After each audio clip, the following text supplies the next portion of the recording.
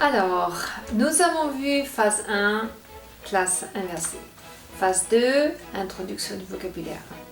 Maintenant, la phase 3, eh bien, elle permet à l'apprenant, donc à vos élèves ou à vos enfants, de reprendre le groupe nominal appris auparavant et de l'introduire donc dans une petite phrase courte et simple et surtout propre au thème. Alors cette phrase évidemment va évoluer avec les niveaux et dans le jargon donc universitaire, on décrit cette phase de développement spiralaire syntaxique. Voilà, tout simplement. Oui, enfin tout simplement, pas vraiment, mais bon. On a donc nos 3 amis, on va les inclure dans une phrase. D'accord? Donc c'est la construction d'une petite phrase. Comment ça se passe? Eh bien nous avons donc un sujet, parce que tout le monde dans sa langue s'exprime toujours avec un sujet. Il y a un sujet, ensuite il y a un verbe ou un auxiliaire pour les Français, et ensuite il y a un objet. Donc exemple, bon voilà, je suis une fille, ou alors je porte un pantalon, ok?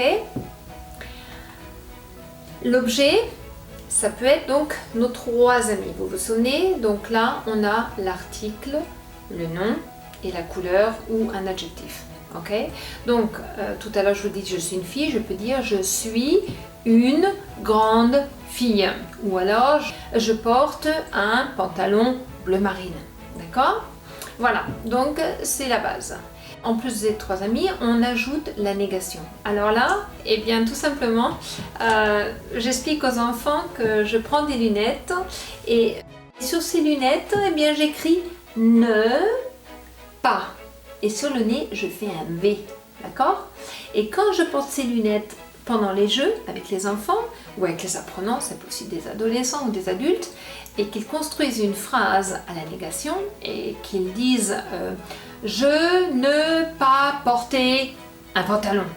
Je fais regardez là, il faut regarder, et je leur montre je ne porte pas un pantalon, ou alors je ne mange pas une pomme, d'accord? Et c'est tout simple, voilà. Donc on continue. Là on a donc 12 thèmes comme je vous l'avais dit, et pour chaque thème j'ai choisi donc des verbes qui étaient typiques pour la France. Alors pourquoi apprendre par exemple pour le corps à dire j'ai une main? Ah t'as une main? Waouh, génial! Ça te sert à quoi? Rien. Oh j'ai un nez! Oh c'est pas vrai, t'as un nez? Waouh! Mais non! Pourquoi est-ce que je vais parler de mon nez ou de ma main? Ben, peut-être parce que j'ai mal à la main, ou alors je dois nettoyer mon nez parce que mon nez est sale. Donc j'apprends à mes élèves toujours le strict minimum, c'est-à-dire uniquement les verbes qui vont leur servir quand ils vont aller en France et qu'ils vont devoir s'exprimer dans ce thème. Les vêtements, pourquoi des vêtements? Peut-être parce qu'il pleut dehors, je suis dans une famille d'accueil, et elle va me dire « Ouh, il pleut dehors, va mettre ton manteau, mets ton manteau ». Donc il faut que je sache que je mets mon manteau, ça veut dire que je l'enfile. Ou alors, elle va me dire « Oh, qu'est-ce que tu portes, c'est joli aujourd'hui ». Je dis « Ah, je porte un pantalon et un pull vert ». Voilà. Donc les verbes sont vraiment adaptés au thème pour pouvoir aller passer des vacances en France, bienvenue en France, ou alors pour être dans une famille d'accueil pour un échange ou autre, d'accord? Et ensuite, eh bien, ces verbes, je les apprends tout de suite conjugués. Donc on va voir ça par la suite. Je ne les apprends pas au départ à l'infinitif. Pourquoi? Quand je suis avec mes élèves ou avec les enfants, n'importe, je leur dis ok, toi dans ta langue, tu dis ça. Alors, en l'occasion présente, je disais aux Allemands, du sagst ich esse. Donc ça veut dire tout simplement, tu dis je mange. Et je leur disais, eh bien moi, je dis je mange. Voilà, donc je donnais tout de suite la traduction dans ma langue à la première personne pour que tout de suite on puisse enclencher dans une phrase et qu'on ne perde pas du temps à dire c'est le verbe manger qui à la première personne du singulier s'écrit avec mange. Voilà, je passais directement dans le truc et on partait dans les jeux qui viendront, qui seront expliqués plus tard sur une vidéo. Alors, comment je commence avec les tout petits? Eh bien avec la première personne. Le premier niveau, c'est toujours je. Chaque apprenant, que ce soit un enfant, un adolescent ou un adulte, quand il voit son prof, ou alors les parents, ils vous disent hey, moi, c'était quoi moi, j'ai une maison. Ou alors moi, j'ai un frère et une sœur. Moi, j'ai, mettons, 40 ans. Moi, je m'appelle nanana. Donc, c'est moi, je. Le premier niveau, c'est toujours je. Donc, on va passer d'un thème à l'autre, à la première personne du singulier, je. Ok? Et à l'affirmation, au travers de tous les thèmes. Au deuxième niveau, on reprend, donc la première personne, on reprend tous les thèmes qu'on a jusqu'à maintenant, exactement dans le même ordre, avec les mêmes verbes, donc c'est une répétition. Et là, on dit, tu as appris à dire « je porte un pantalon ». Et bien maintenant, tu vas apprendre à dire « je ne porte pas une jupe, mais un pantalon ».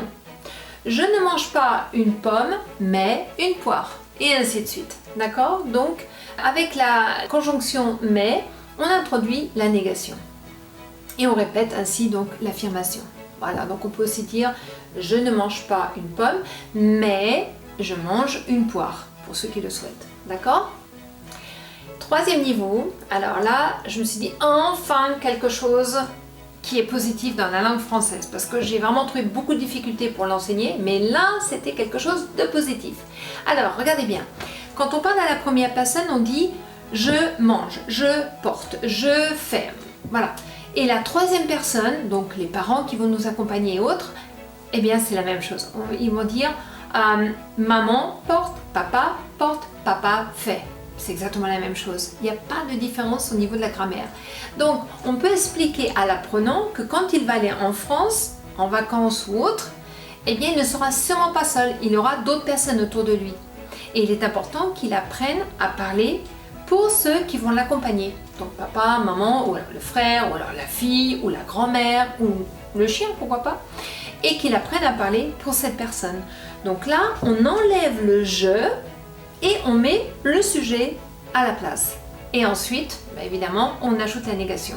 Donc on est capable d'aller en France et de dire, voilà, je voudrais un chocolat chaud, mon papa voudrait un café, ma maman voudrait un thé, on voudrait un gâteau, mais pas par exemple de crème chantilly. Mais on ne voudrait pas de crème chantilly. Alors, cas de figure, maintenant vous enseignez uniquement sur 2 ans.